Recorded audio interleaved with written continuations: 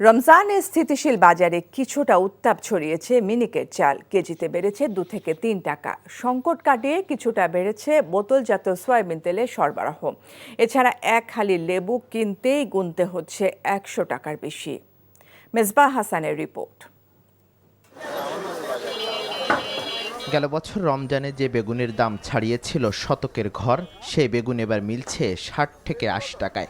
এমন প্রতিটি সবজির দাম এবছর অনেকটাই হাতের নাগালে। রমজানের প্রথম সপ্তাহের মতোই স্থিতিশীল রয়েছে এই বাজার। ব্রয়লার মুরগি ওঠানামার মধ্যে থাকলেও কেজিতে 50 টাকা পর্যন্ত কমেছে সোনালী মুরগির দাম। তবে চড়া লেবুর দাম। শসা 120 টাকা, লেবু 120 টাকা হালি।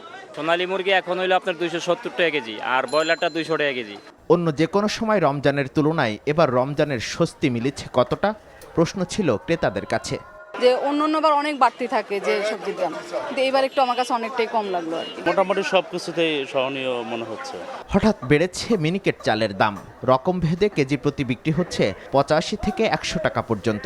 খুচরা ব্যবসায়ীদের অভিযোগ, মজুদ থাকার পরও বাজার অস্থিতিশীল করতে দাম বাড়িয়েছে মিলাররা।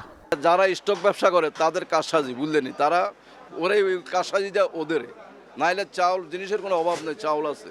আমার মিনিকেট যে বস্তা নিয়ে যাই 50 কেজির বস্তা, আগে নিছি 35, এখন আমাকে বলছেন 4000 উপরে চলে গেছে। কিছুটা বেড়েছে সয়াবিন তেলের সরবরাহ, তবে স্বাভাবিক হয়নি এখনো। মোটামুটি সব কোম্পানি দিতেছে 5 লিটার 2 লিটার 3 লিটার এখন আছে, আগের মতন এভেলেবেল না, তবে পর্যাপ্ত পরিমাণ আছে এখন বর্তমানে। আগের বাড়তি দামে বিক্রি হচ্ছে গরু ও খাসির মাংস। Mezbah Hasan, NTV news, Dhaka.